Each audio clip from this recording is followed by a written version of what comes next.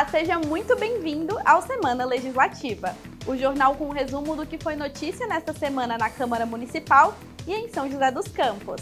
Vamos ver os destaques da edição de hoje? Balanço da sessão.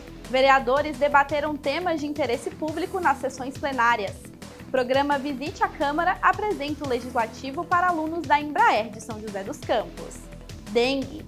São José dos Campos registra 3.000 casos da doença e estado é de atenção. Câmara Municipal lança a Frente Parlamentar da Cultura com o objetivo de incentivar e dar suporte à cultura da cidade. O Semana Legislativa está no ar.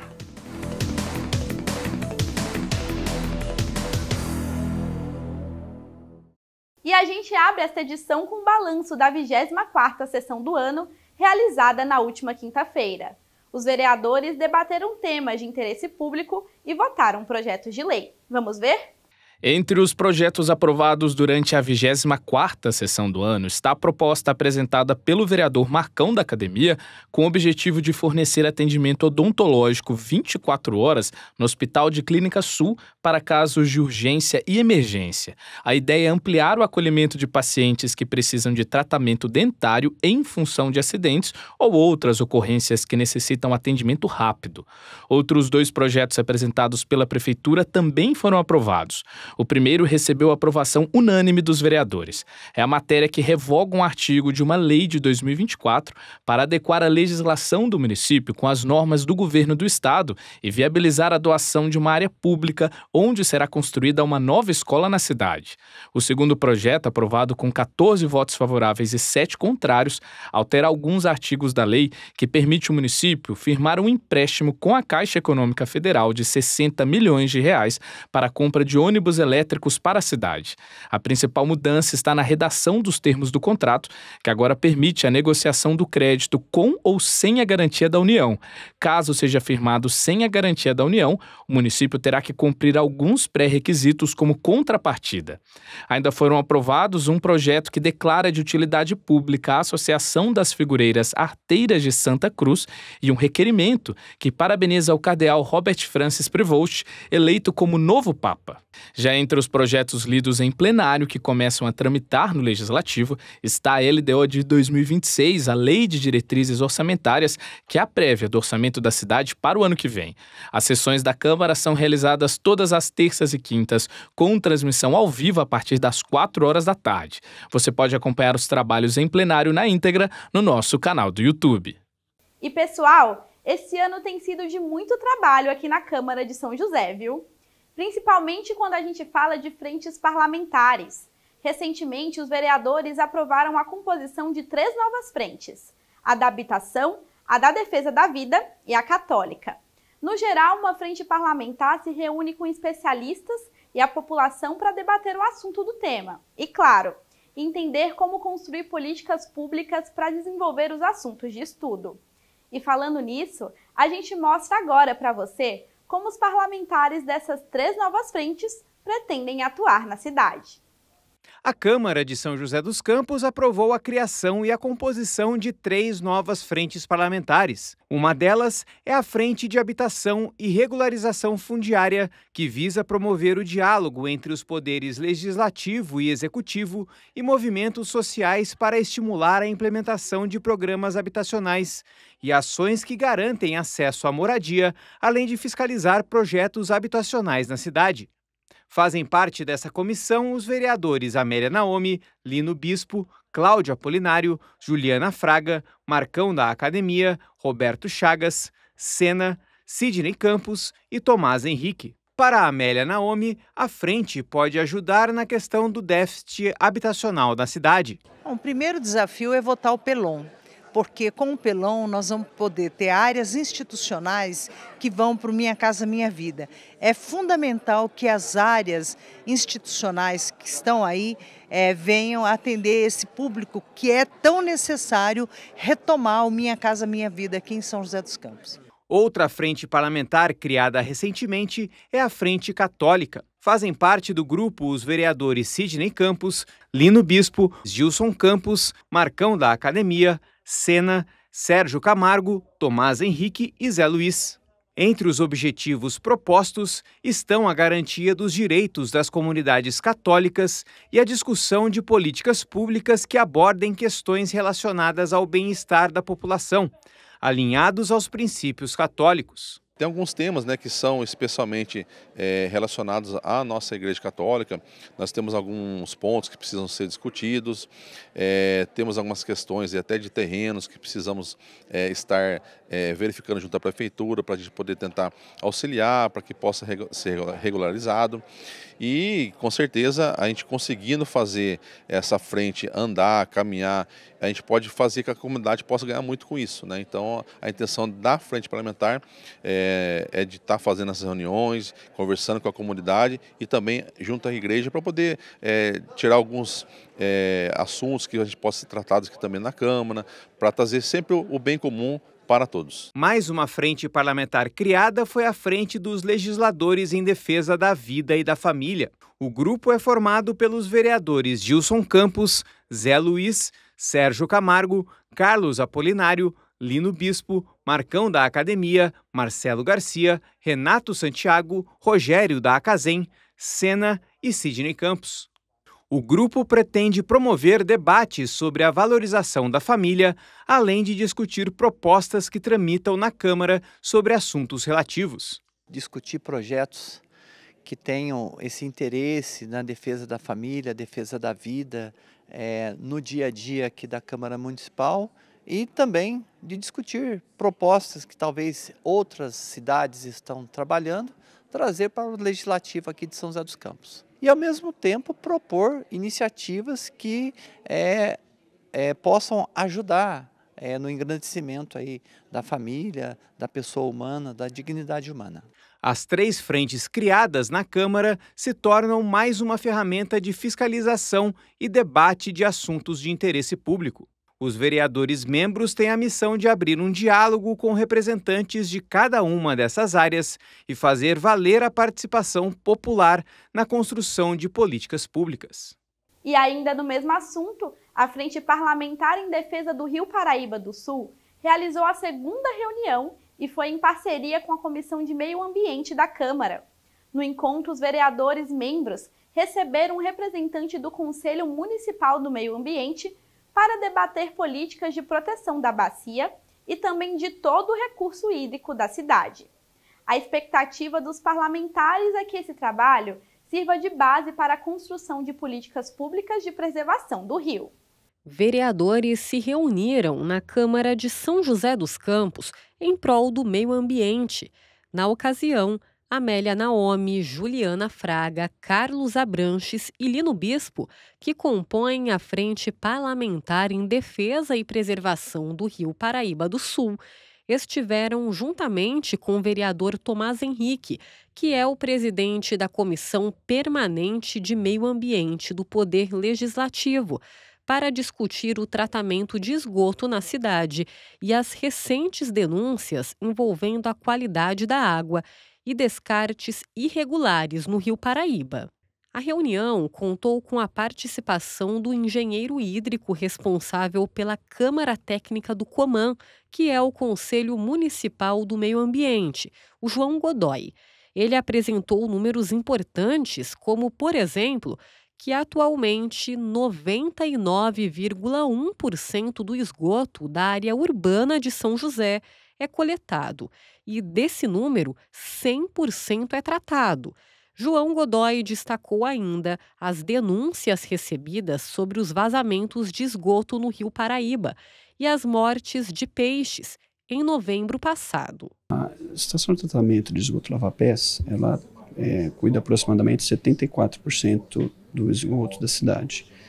E a gente viu nos relatórios da própria CETESB que ela opera com dificuldades e isso não é muito legal. A gente tem uma carga de DBO sendo lançada diretamente no Paraíba do Sul, acima do máximo permitido, segundo o próprio relatório da CETESB. Nós estamos afetando não só São José dos Campos, afeta os municípios como Caçapava. Com o relatório próprio Dias, os peixes foram encontrados mortos em Caçapava. Então, Caçapava, Taubaté, todos os municípios estão sendo afetados. Tudo que passa para Paraíba do Sul está sendo afetado. Segundo João, uma das alternativas para resolver o problema é investir numa estação automática de monitoramento contínuo de pontos do Rio Paraíba. Para a gente poder ter uma gestão adequada, a gente precisa entender melhor a bacia, quantidade de água, qualidade, etc.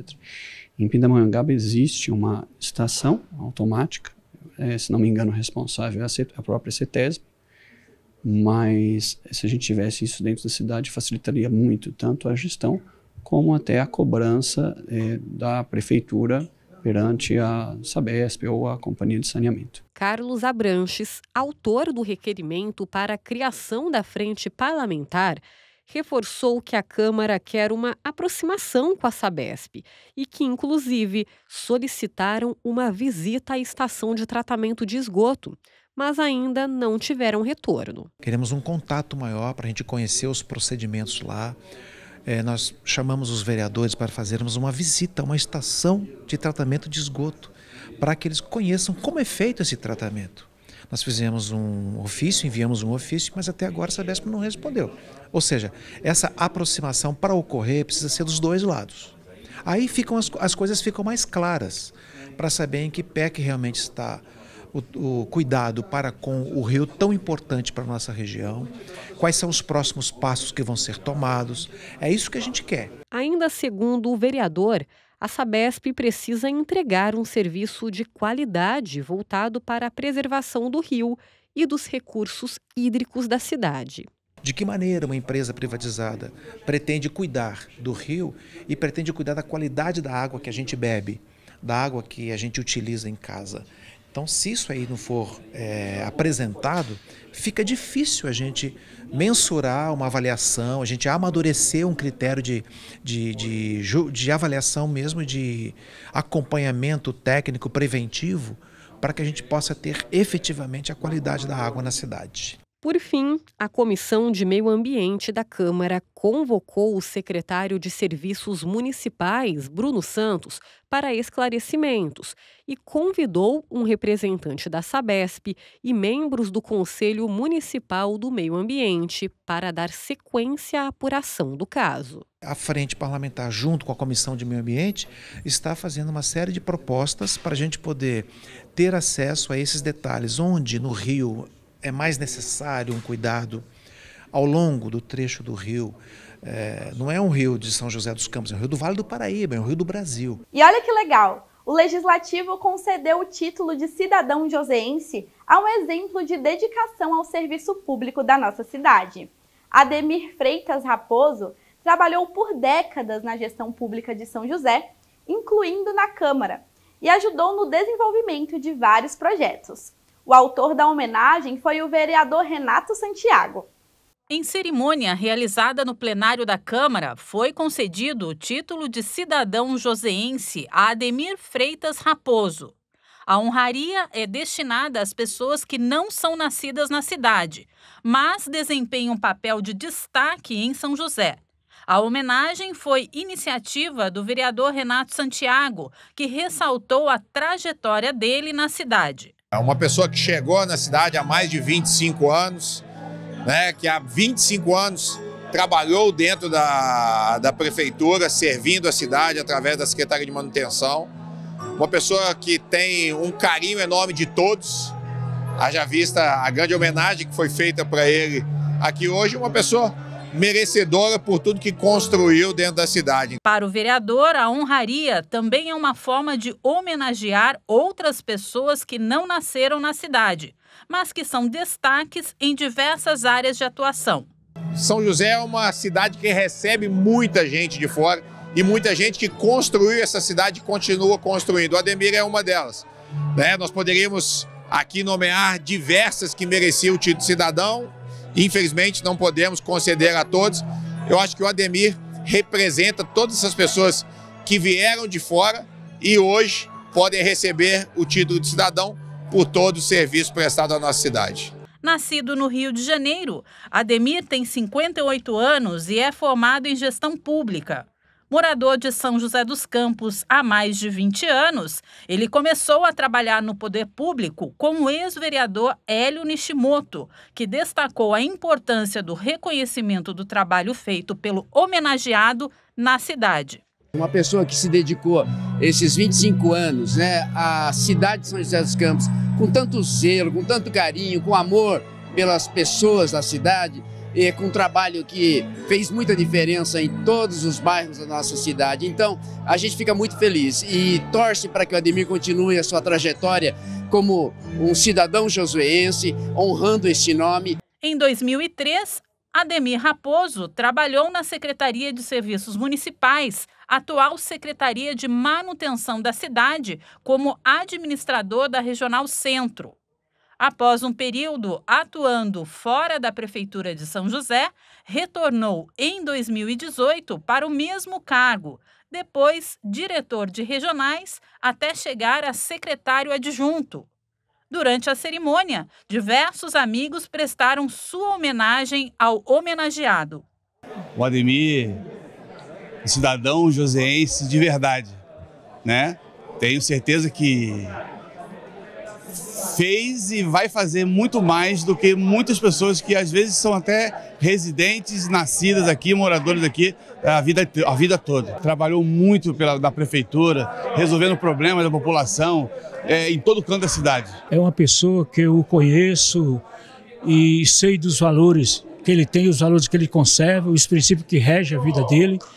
E pela pessoa que ele é, esse título de cidadão joseense otorgado para ele tem um grande valor e ele com certeza é um grande merecedor, tá? E eu fico muito agradecido por tudo isso que está acontecendo na vida dele aqui em São José. Emocionado, Ademir Raposo agradeceu a honraria recebida e dedicou o título de cidadão joseense à família e amigos que estiveram presentes na cerimônia. E eu divido isso com todos que estavam aqui, porque para mim foi um prazer, uma honra ter trabalhado na gestão pública municipal durante todo esse tempo, E São José é uma cidade que me acolheu, é uma cidade que eu amo em viver, Tenho aqui minhas filhas, meu neto, nasceram aqui, então para mim é uma satisfação enorme poder agora de fato fazer parte dessa cidade com esse título. Com filhos e netos nascidos em São José dos Campos, Ademir Raposo disse que sempre se sentiu em casa morando na cidade. Para ele, o título de cidadão joseense é uma espécie de coroação dos anos vividos em São José. Já amo essa cidade de paixão, nunca pensei em voltar ou sair daqui, então eu já me sinto um joseense nato e agora com essa honraria fica muito mais gratificante para a minha vida. E vamos manter o nosso assunto aqui no Legislativo, mas para falar de um programa muito legal que transforma a Câmara de São José em uma verdadeira sala de aula. A gente está falando do programa Visite a Câmara, que é uma visita guiada aqui no prédio do Legislativo para mostrar um pouquinho do trabalho dos vereadores e também como funciona uma Câmara Municipal.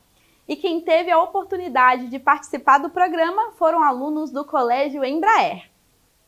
40 estudantes do primeiro ano do ensino médio do Colégio Embraer estiveram presentes na Câmara Municipal de São José dos Campos para uma visita guiada e muito produtiva.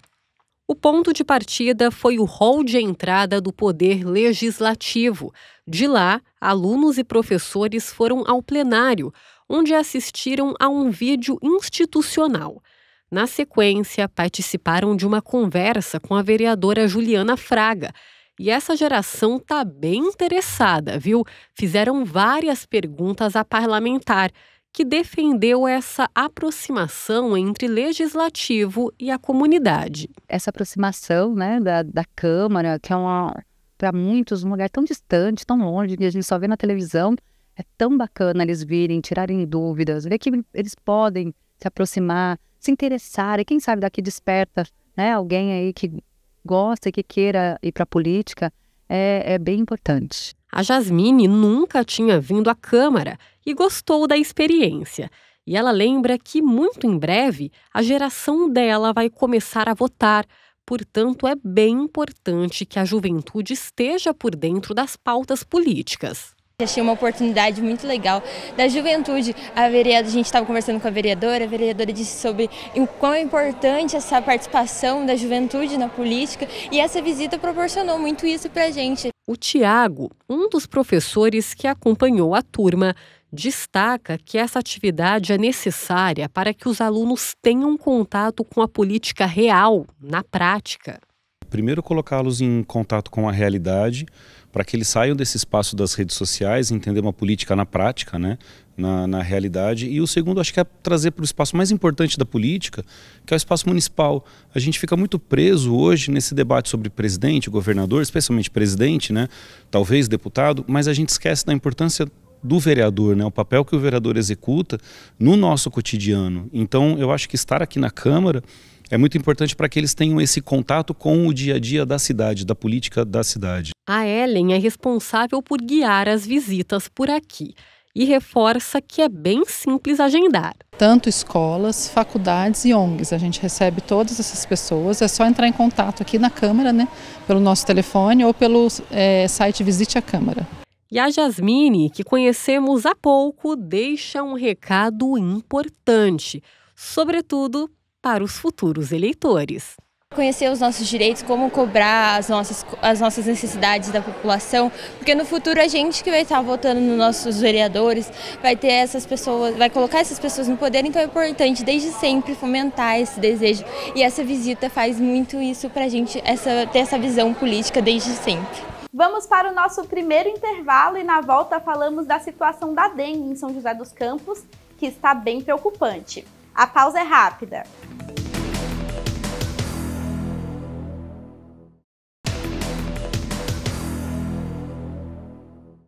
Estamos de volta! Agora vamos falar da 23ª sessão do ano, que aconteceu na última terça-feira.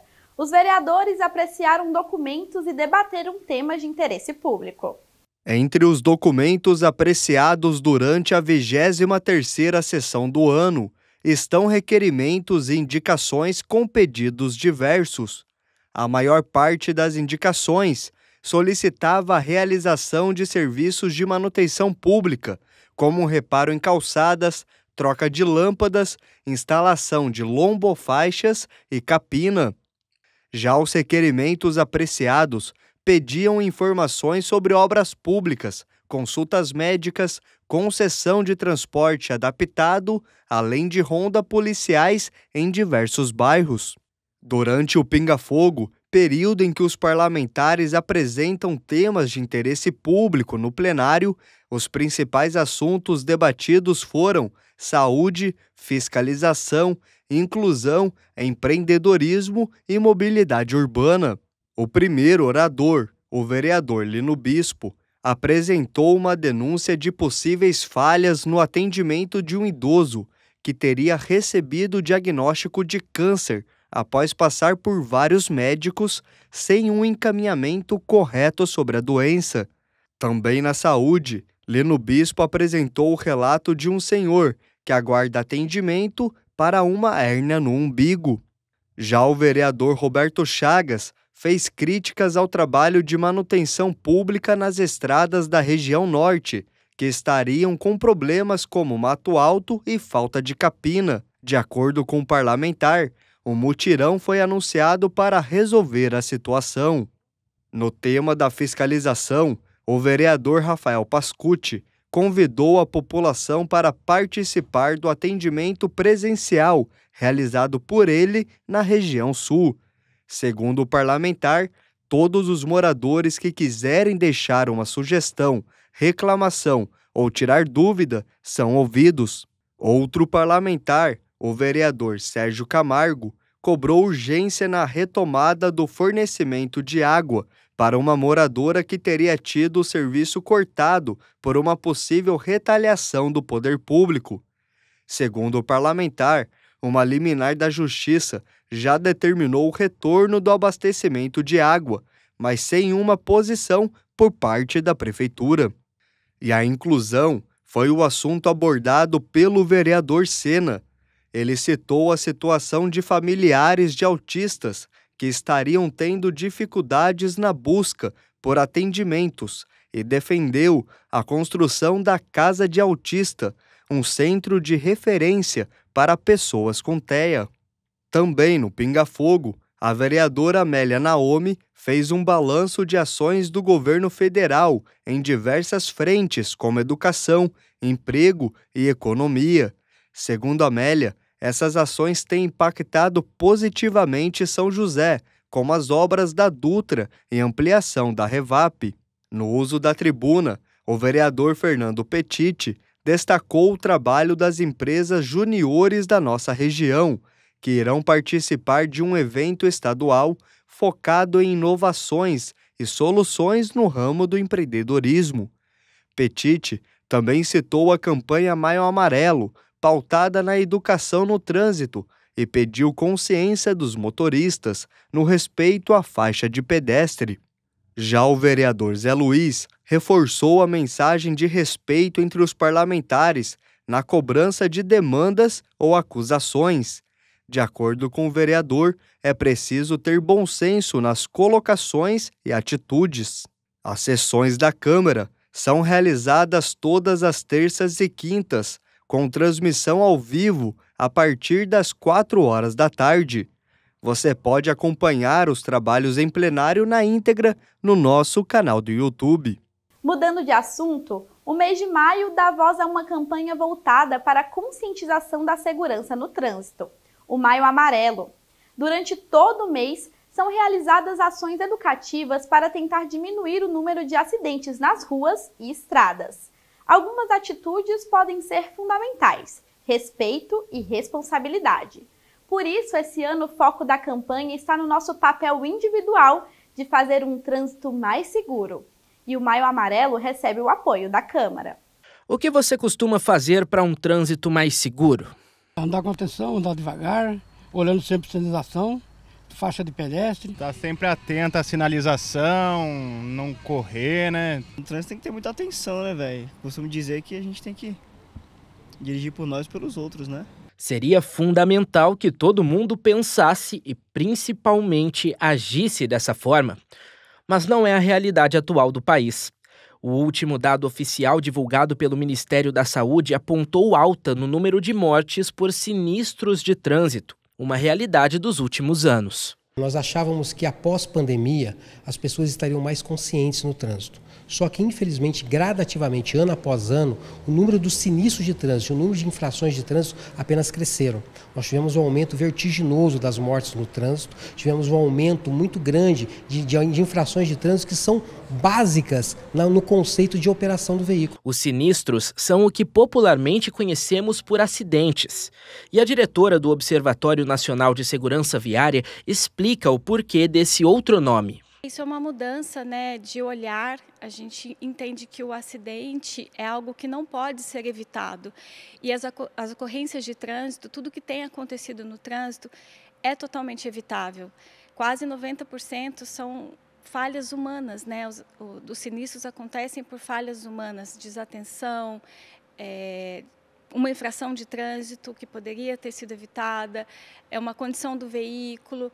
E alguns maus hábitos já conhecidos, mas ainda praticados, ajudam com que esses sinistros continuem acontecendo. Aqueles condutores que deixam de respeitar as regras de sinalização, regras de velocidade, regras de semáforo, deixam de dar preferência tanto a pedestres como aos demais veículos. Essas regras estão sendo pouco respeitadas pelos demais condutores. Temos também das duas principais, falar ao celular e, infelizmente, o aumento do número de infrações referentes ao artigo 65A, que é a recusa do teste de etilômetro. Para trabalhar a conscientização das pessoas sobre os perigos no trânsito, foi criada a campanha Maio Amarelo. Este é um movimento internacional que, ao longo de todo o mês, promove ações de prevenção aos casos de sinistro de trânsito. O Maio Amarelo é a maior mobilização social do Brasil em prol da segurança viária. Hoje a campanha já atinge até outros países, né? Nós temos parceiros aí ao redor do mundo para trabalhar em prol da segurança viária. O objetivo é reduzir o número de mortos e feridos graves no trânsito das vias e rodovias do país. O tema desse ano é Desacelere, seu bem maior é a vida. Mobilidade humana, responsabilidade humana. O alerta principal vai para o excesso de velocidade. Esse ano, em especial, nós estamos trabalhando o abuso da velocidade, que é hoje o principal fator de risco. O tema da campanha Maio Amarelo 2025 é o desacelere, seu bem maior é a vida, que além de falar do excesso de velocidade na condução dos veículos, trata também dessa aceleração da vida cotidiana, da pressa que nós temos na nossa vida, que nós estamos trazendo para o trânsito e, com isso, colocando vidas em risco. A Câmara está atenta ao trânsito da cidade e também incentiva o trabalho de conscientização aos motoristas. A campanha Maio Amarelo, inclusive, faz parte dos eventos oficiais da cidade, a partir de uma lei aprovada pelos vereadores. Com isso, o Legislativo apoia a promoção de debates e iniciativas em prol de um trânsito mais seguro. E para que o tráfego de veículos e pedestres de uma cidade flua de forma correta e livre de perigos, é importante que todos façam a sua parte. A educação no trânsito é o principal fator que muda o comportamento. Quanto menos educação, menos mudança de comportamento. O importante é que a educação de trânsito não se baseie apenas no trânsito, mas se baseie também na responsabilidade como cidadão. Nós estamos no trânsito não apenas como condutores, mas estamos no trânsito como cidadãos que fazem parte aí de um contexto social. Bom, a gente falou dos acidentes de trânsito, mas agora eu chamo a sua atenção para outro dado muito sério: a violência nas escolas. Segundo dados de órgãos públicos ligados à educação, aos direitos humanos, episódios de violências físicas, psicológica e sexual no ambiente escolar triplicaram em 10 anos. A situação tem preocupado profissionais da saúde e educação que pedem medidas urgentes. O ambiente escolar concentra centenas de crianças e jovens com diferentes histórias de vida, valores e experiências. Reflete também os problemas da sociedade, incluindo a polarização e a intolerância. Quando isso não é prevenido, conflitos se tornam uma realidade. Segundo dados do Ministério de Direitos Humanos e Cidadania, os casos de violência escolar triplicaram em 10 anos. Saltaram de 3,7 mil em 2013 para mais de 13 mil em 2023. A escola tem que ser um ambiente saudável em todos os aspectos. E quando você vê que nesse ambiente que é responsável pela socialização, pela interação, né, pela vivência, pela oportunidade de ampliar o conhecimento, né, de você se formar, né, e você vê essa relação tão frágil, pautada pela violência, ela é um alerta para a sociedade. Então, a gente tem que olhar de maneira multifacetada, fatores sociais, econômicos, políticas públicas. O Ministério da Educação reconhece 4 tipos de violência: as agressões externas, com ataques premeditados, como as invasões ao ambiente escolar, a violência interpessoal entre alunos e professores, o bullying, que envolve intimidações físicas, verbais ou psicológicas, e a violência institucional, quando a própria escola promove a prática excludente, como materiais didáticos sem acessibilidade. Ter essas ações, essa classificação, ou seja, as políticas públicas, as secretarias, diretoria de ensino e as unidades escolares, né, essas escolas pontualmente vão poder estar traçando ações específicas para elas. Por exemplo, nós temos a questão seríssima que é do bullying. E o bullying geralmente ocorre aonde? Nos intervalos. Então, esse espaço hoje do intervalo escolar tem que ser extremamente repensado, criar espaços interativos dentro desses intervalos, um espaço onde ela possa se expressar das várias linguagens, espaço para brincar e ter a monitoria também do professor. Segundo especialistas, são vários os fatores que contribuíram com o aumento da violência escolar.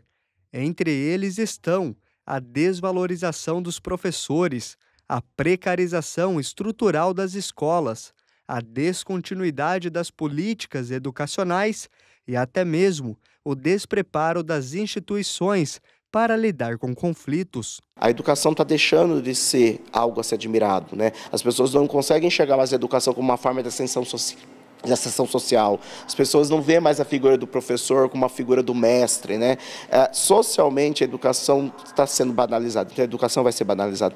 É difícil manter a ordem no lugar em que você não respeita as figuras que estão ali, muitas vezes. E sim, enquanto houver desvalorização da figura do professor, a escola vai ter um campo muito de questionamento naquela figura. E uma das formas que os alunos questionam é justamente na indisciplina, que pode também descambar na violência. Outro fator preocupante é a influência da internet. Muitos adolescentes em situação de vulnerabilidade ou em busca de pertencimento têm encontrado em grupos extremistas o incentivo para atos violentos. O fácil acesso a conteúdos de ódio ajudam a agravar o problema e trazem desafios para pais, educadores e autoridades. Talvez a gente não consiga impedir que a pessoa tenha acesso à internet, a esses grupos.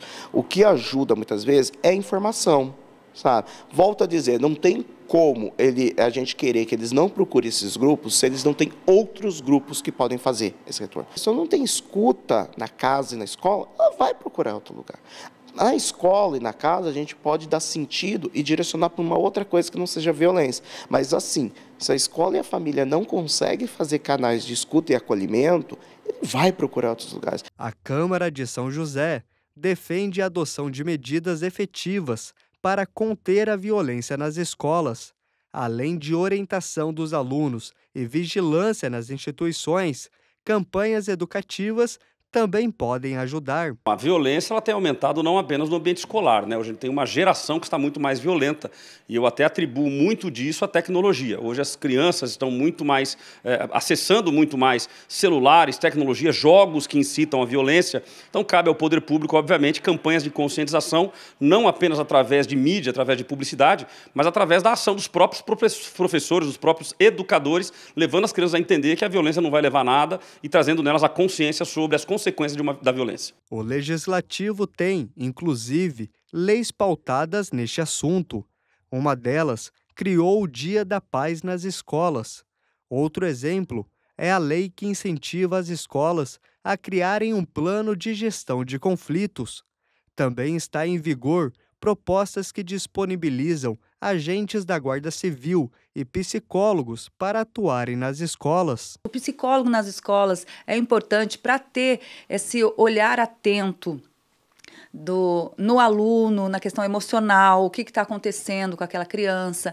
Então, são várias ações para contribuir para que essa violência diminua. E a sociedade, em geral, também ter uma cultura de paz, que antes era tão difundido e agora, infelizmente, de um tempo para cá, mudou essa cultura de paz para uma cultura mais violenta. Para interromper o ciclo, especialistas também defendem uma ação conjunta, com mais diálogo entre escola e família. Então, a gente tem que retomar alguns assuntos e retomar também. A escola, ela recebe da sociedade o que está sendo discutido, o que está sendo debatido, o que está sendo feito nas salas, nas casas, o que está sendo falado nas casas, nos bairros. Então, a escola recebe tudo isso. Então, a gente precisa retomar um discurso também, que é um discurso de mais empatia, de generosidade, de respeito, de tolerância ao próximo. Vamos mudar de assunto e falar de saúde? Nossa região está em alerta por conta da dengue. Depois de Jacareí, Taubaté também decretou estado de emergência por conta do aumento no número de casos. São municípios próximos aqui de São José e, por isso, a gente foi apurar como está a situação na nossa cidade no enfrentamento e controle da doença. Até a primeira semana deste mês, já eram quase 3.000 casos. O estado é de atenção e, claro, o poder público tem que fazer a sua parte, mas nós também, e a Câmara tem cobrado ações preventivas. Combate a dengue. Limpar os ralos e checar se algum recipiente pode acumular água. Medidas de prevenção realizadas pelos agentes de endemias para evitar focos do mosquito da dengue. A Sandra, aposentada, recebeu a visita dos agentes e aprovou a ação. Sempre tenho recebido visitas também, sabe, diariamente, assim, sempre que tem algum caso, alguma suspeita, eles estão passando, estão revistando as casas. Já passaram várias vezes também dedetizando tudo e assim, a gente está tomando os cuidados necessários. O trabalho dos agentes de endemias é fundamental para a prevenção da dengue. Além das casas, eles verificam até mesmo as poças de água nas ruas, que podem se tornar criadouros. Aqui, perto deste carro abandonado, foi encontrada uma larva do Aedes aegypti. Para evitar novos casos da doença, as ações de fiscalização nas ruas foram intensificadas.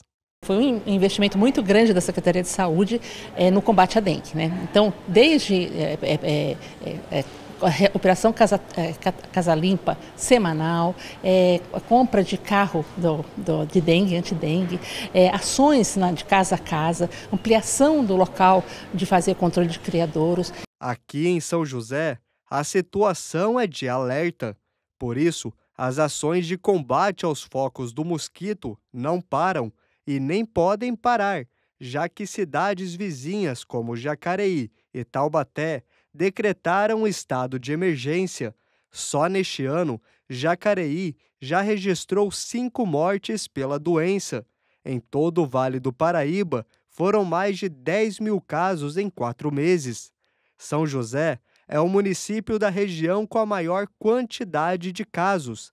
Ainda assim, os números são bem melhores que os registrados em 2024. Até o final do mês de abril do ano passado, São José já tinha confirmado mais de 70 mil casos de pessoas infectadas com dengue. Agora, neste ano, no mesmo período, o número reduziu para 2.858 casos. São José nunca tinha tido um número de casos tão alto. Em 2024, nós tivemos quase 100 mil casos de dengue. Nós nunca tivemos esse número. Embora outros municípios do estado de São Paulo já tenham chegado a números bem altos de dengue, nós não tivemos. Então, isso aí fez com que a gente reavaliasse todo o processo. A elaboração de um plano de enfrentamento e contingência para as arboviroses estava pronto. Já começou a ser elaborado já no ano passado, para esse ano a gente implementar ainda mais algumas ações. Então, isso gerou certamente aprendizado que a gente vai levar para todas as epidemias. De acordo com a Prefeitura, até o momento São José ainda não está em situação de risco de surto e não vive um cenário de epidemia, como aconteceu em 2024. Mesmo assim, os casos da doença reforçam a necessidade das medidas preventivas. O avanço dos registros da doença em outros municípios, como Jacareí e Taubaté, podem impactar os atendimentos da saúde aqui na cidade. Então, ele é impactado no sentido de você absorver o número de casos de pacientes em outros municípios, né? É que a gente está fazendo um trabalho assim, tão intensivo para diminuir o número de casos aqui, né? E evitando, e assim, a partir do momento que a gente já é notificado de casos de outros municípios, né? Que pessoas que viajam para outros municípios que venham para cá, e a gente já tem uma ação rápida, isso está fazendo com que o nosso número de casos não cresça tanto. A Câmara Municipal acompanha de perto a situação da dengue. Os vereadores têm avaliado o número de casos e cobrado ações preventivas.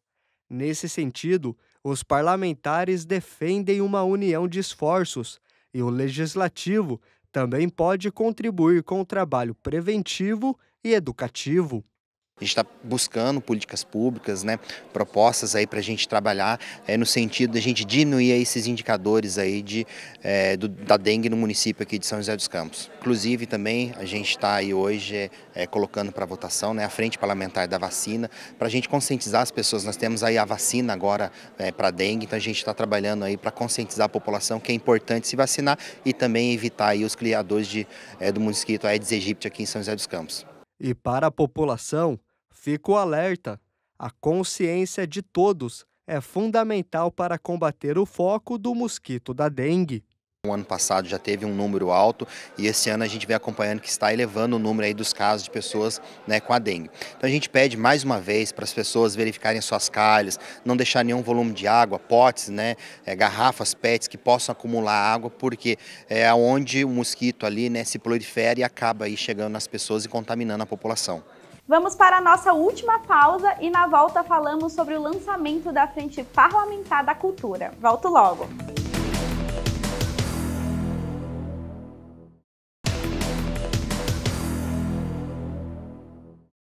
Estamos de volta com Semana Legislativa e nesse bloco vamos falar de cultura. Olha só, um evento no plenário da Câmara marcou o lançamento da Frente Parlamentar da Cultura. Autoridades, representantes de entidades e instituições culturais, além de artistas, acompanharam o início dos trabalhos da frente e cobraram o apoio dos vereadores membros no incentivo e suporte à cultura da cidade. Com uma plateia lotada e com direito até à apresentação musical, vereadores da Câmara de São José dos Campos lançaram a Frente Parlamentar em apoio à valorização da cultura joseense. O grupo, que foi criado por iniciativa do vereador Carlos Abranches, pretende dialogar com artistas e produtores culturais da cidade para ouvir as principais reivindicações da classe. A Frente Parlamentar quer dar voz aos artistas da cidade. Quer que eles sejam escutados nas suas necessidades mais profundas e básicas. Qual é o cachê da apresentação de um artista? Varia muito, né? O que o poder público pode fazer para dar essa cobertura? Se nós ouvirmos para sabermos o que eles precisam, a gente tem força dentro da Câmara para poder encaminhar através de requerimentos, através de indicações, aquilo que faz parte das necessidades dos artistas. E além de artistas, divulgadores culturais e entusiastas, participaram do encontro as vereadoras Amélia Naomi e Juliana Fraga, que também fazem parte da Frente Parlamentar em apoio à valorização da cultura. Os trabalhadores da cultura, eles trazem demandas importantes e às vezes eles não conseguem chegar até o gestor que está fazendo essa administração aqui. Então, essa frente parlamentar veio para a gente fazer essa ponte, ouvi-los, trazer também os diretores, o gestor, fazer com que a cultura da cidade também cresça e seja valorizada. Para quem trabalha com cultura e depende dela para sobreviver, a iniciativa de criar uma frente parlamentar de fomento à cultura joseense foi comemorada e encarada como uma oportunidade para melhorar a visibilidade dos artistas de diversas áreas. Há essa necessidade de que haja meios de que o artista possa expressar, possa apresentar e a gente sai daqui cheio de esperança com a possibilidade de reverter essa realidade. Então é um momento de repensar, de praticar novos exercícios políticos aí e colocar os pingos nos is e a política cultural no seu trilho. Após a cerimônia para lançamento da Frente Parlamentar, o próximo passo do grupo é realizar uma reunião com produtores culturais até o final deste mês. Algumas pautas surgiram. Elas vão ser levadas para a próxima reunião com uma comissão de artistas que foi criada para a gente poder conversar. E eu vou levar a pauta da criação dessa comissão de cultura, que faz parte da produção do Sistema Cultural de São José dos Campos. A comissão que precisa trazer as demandas, ouvir aquilo que se pode fazer para que a produção possa ocorrer de maneira organizada. A gente já tem um cronograma de trabalho, a próxima reunião vai ser agora no final de maio, com a temática, com um tema específico, que é sobre a gestão da Fundação Cultural. Então, já tem um cronograma de trabalho. A expectativa é que o trabalho da nova Frente Parlamentar tenha frutos para que artistas e produtores culturais de São José dos Campos sejam ouvidos. Somos amigos da gestão da cidade, do executivo. A gente quer um trabalho de parceria para que os beneficiados diretos, os artistas, possam sair mais felizes e produzindo arte, que é o que nos interessa. Para que os artistas, os trabalhadores da cultura de São José sejam realmente ouvidos e respeitados e valorizados em São José. Ainda no tema, olha só que legal, São José dos Campos está recebendo um curso de História da Arte Brasileira. Com certeza, nosso país tem diversos expoentes no cenário artístico. E nós fomos conhecer de perto a aula inaugural para conversar um pouco da importância da arte tão transformadora e mostrar que São José também é um celeiro de produções artísticas. Sala lotada para prestigiar a segunda edição do curso da História da Arte Brasileira. Alunos de várias idades, desde jovens a idosos, marcaram presença no auditório do Museu Municipal. É o caso da Lúcia, de 70 anos. Apreciadora de cultura, ela veio com a amiga para aprender mais sobre o tema. E o assunto eu acho super interessante, eu acho bonito, arte, né? Eu eu tenho a minha sensibilidade particular para apreciar artes, tanto música, artesanais, etc., todas em geral. O Gabriel também veio em busca de aprendizado, por isso separou até o caderno para anotar tudo que o professor Guilherme apresentava. Assim como todos os povos, né, marcaram a sociedade com a sua cultura, né, e a gente tem que aprender um pouco mais sobre a nossa própria cultura, né, para a gente conseguir aí progredir como sociedade num todo, né. O curso oferecido pela Fundação Cultural é gratuito e terá a duração de 3 meses. As aulas foram divididas em 10 temas. A proposta é construir uma análise crítica de obras artísticas, unindo referências visuais à evolução histórica da arte brasileira, desde o período colonial até os dias atuais. Muito importante a gente saber um pouco sobre a história da arte brasileira, para a gente reconhecer a nossa identidade, para a gente saber o que a gente é, para não ficar reproduzindo, né, estrangeirismos, coisas de fora, para que a gente saiba, né, reconhecer a nossa identidade, de onde a gente veio, para onde a gente vai, o que é a arte brasileira, o que é ser brasileiro, né, como que a nossa história, né, que é muito, né, especial, como que ela acaba influenciando também o contexto artístico, o contexto da comunicação. Então essa é uma oportunidade muito boa que a gente tem aqui para discutir essas questões. O professor Guilherme, responsável pelas aulas, explica que o conteúdo vai além dos museus, abordando também as novas mídias digitais. O objetivo é ampliar o repertório dos alunos e até mesmo incentivar a produção artística em diferentes formatos. A história da arte brasileira ela não é só aquela que está no museu, né? Ela é aquela que também está em outras mídias, que tem fotografia, vídeo, performance, então para ampliar também um pouco o repertório dos alunos, né? Então a gente vai comentando um pouco como que ela sai de um lugar e ela chega no outro, mas ela não se encerra aqui, né? Ela está sempre em continuidade de expansão e de novas ideias. A iniciativa da Fundação Cultural pode até ser um incentivo para a formação de novos artistas na cidade. Esse foco na criação de oportunidades é apoiado pela Câmara, que busca ampliar espaços e oportunidades para desenvolver talentos. Aquele que faz o curso precisa encontrar possibilidades de transformar isso em obra de arte. Ele não fica apenas sabendo o que produziu na Renascença, o que produziu no período barroco, como foi o período romântico para a arte, mas é preciso que ele tenha subsídios, e aí cabe à Fundação Cultural oferecer oportunidades, espaços consagrados em todas as regiões da cidade, para que ele possa produzir, para que ele possa transformar num quadro na arte plástica, para que ele possa transformar com um instrumento adequado, uma música, um canto coral.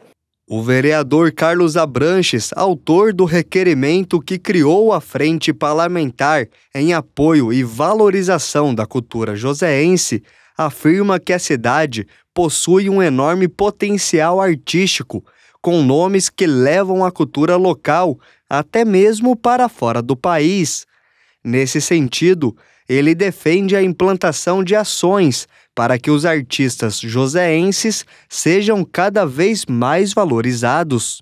Uma cidade que tem Cassiano Ricardo, um poeta que é desconhecido das escolas públicas, precisa ser mais conhecido. É preciso que se criem outras semanas Cassiano Ricardo, que já é uma página valiosa da cultura joseense. São José dos Campos tem outros grandes nomes que trazem a luz, que levam a luz da cidade para o mundo. Artistas de outras frentes, São José dos Campos tem um grande potencial. Por isso, programas como cursos e oficinas são estratégias importantes de promoção à arte, que ajudam a fortalecer a identidade cultural do município. O curso começa com uma introdução da história, da arte mesmo, e começa lá desde o período colonial até a gente chegar nas novas mídias agora do século XXI. Então o conhecimento nesse ponto é muito importante para a gente como sociedade entender onde a gente está e onde a gente quer chegar, né? E o História da Arte é uma aula é um curso que é fundamental para a gente ter esse conhecimento. O tema da cultura ainda não acabou aqui no Semana Legislativa. Nossa cidade ganhou um projeto pioneiro para incentivar a produção de séries, filmes e documentários aqui em terreno joseense. O programa Film Commission vai reduzir as burocracias e facilitar a filmagem desses materiais no nosso município. Inclusive, já tem até filme programado para ser gravado aqui. Você já viu um filme e reconheceu o lugar ou a paisagem daquela cena?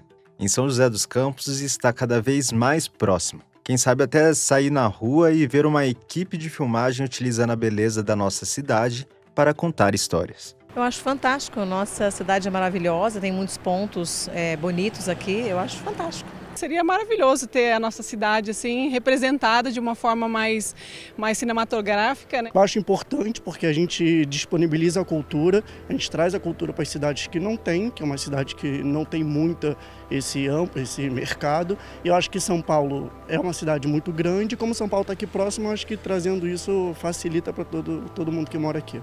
Estamos aqui ao lado de um dos principais cartões postais de São José dos Campos.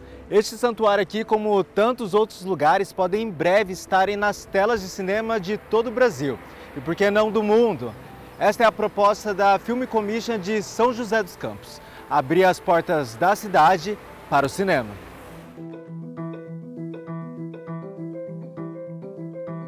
Com o projeto, nossa cidade pretende cativar olhares de produtoras e artistas de todo o país. A ideia é apresentar aos cineastas um catálogo com cenários que poderiam compor filmes, séries e materiais publicitários. O município também daria todo o apoio logístico às gravações. A expectativa é que a proposta incentive a economia criativa, gerando emprego, renda e até mesmo interesse pelo setor audiovisual. Existe o ponto de vista também da experiência dos nossos artistas, muitos deles já qualificados, que poderão estar trabalhando nessas grandes produções. Muitos deles nunca trabalharam numa produção de grande porte, né? Então, a gente, nesses diálogos com as produtoras, a gente já vai reforçando isso, a importância de ter elenco local, de ter equipe local, e tudo isso é uma forma de sustentabilidade, né? Esse recurso vai ficar dentro da cidade, né? Você vai fomentar esse setor, para além da questão artística, que também leva, né, a imagem de São José para outras cidades, outros estados e, por que não, para outros países, né? E nossa cidade tem potencial para isso, tanto que já foi local de grandes produções. Desde o premiado filme joseense Cara de Fogo, de 1959, a mais recente, a série O Escolhido, da Netflix, que usou o cenário do Parque Vicente Aranha para compor as suas cenas. E além do Vicente Aranha, São José tem uma série de locais que podem render boas filmagens, com parques, museus e igrejas, além das belezas naturais do distrito de São Francisco Xavier. Cenário esses que poderão ser utilizados por um novo filme que será gravado aqui. O diretor é o Diogo Gomes e ele vai contar com o apoio de um elenco de grandes artistas. O filme é de uma história que aconteceu, é baseado numa história real que aconteceu em São José dos Campos, né? De uma menina, de uma criança que adquire câncer infantil, né? Então, é o que acontece com uma família quando uma notícia dessa é conhecida, né? Então, você tem todo uma trajetória, todo um calvário, digamos assim, que a família percorre na luta contra uma doença difícil de ser combatida. O produtor ainda ressalta que, além de usar a cidade, o longa deve valorizar o Vale do Paraíba. É fundamental que o filme tenha a cara de São José, tenha a cara do interior, tenha a cara do Vale do Paraíba. E os talentos que existem na cidade podem preencher esse quadro de técnico e artístico. É importante que essa marca fique na cidade. Eu acho que a Film Commission, me parece que deve ser essa preocupação de você ter essa raiz plantada na cidade e essa semente tem que ser cultivada aí. Nas ruas de uma cidade, o cinema se mistura com a rotina. E o que era só cenário passa a ser arte, identidade e memória. Com a Film Commission, São José dos Campos não será apenas pano de fundo, mas protagonista da arte visual. O Semana Legislativa fica por aqui. Obrigada pela sua companhia. Espero que você tenha aproveitado todas as informações. Para não perder nenhum programa ou rever alguma reportagem, é só nos acompanhar pelas redes sociais @TV Câmara SJC. Ótimo final de semana, até semana que vem!